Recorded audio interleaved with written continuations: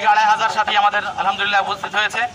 আমাদের উদ্দেশ্য একটাই যে আমাদের এই বাংলাদেশে আমাদের হযরত মাওলানা সাদ সাহেবকে আমাদের বিশ্ব ইজতেমায় শরীক হওয়ার জন্য। মোহতারাম উপস্থিতি, আপনারা জানেন যে কোনো যৌক্তিক কারণ ছাড়াই তাবলিগ জামাত বাংলাদেশের বিশ্ব আমির, বিশ্ববরণ্য আলেমে দ্বীন, শেখুল হাদিস, শেখুল ইসলাম হযরত মাওলানা সাদ কান্দলবিকে আজ বিগত 7 বছর যাবৎ আমাদের বিশ্ব ইজতেমায় উপস্থিত হতে দিচ্ছে না। এবং শুধু তাই নয়, উনি আজকে আমরা সাথীরা, তাবলিগের সাথীরা 7 বছর যাবৎ কোরআন এবং সুন্নাহর আলোচনা থেকে আমরা বঞ্চিত হচ্ছি ওনার কাছ থেকে।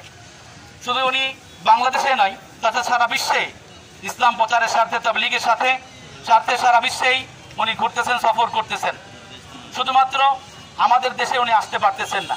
তা আমরা মেহেরপুর জেলা সহ সারা বাংলাদেশ আজকে একযোগেই আমরা স্মারকলিপি প্রদান করছি যে আমাদের দেশে আমাদের আমিরকে, বিশ্ব আমিরকে হযরত মাওলানা সাদ কান্দলবিকে আমাদের ইজতেমায় শরীক হওয়ার জন্য আমরা জোর দাবি জানাচ্ছি।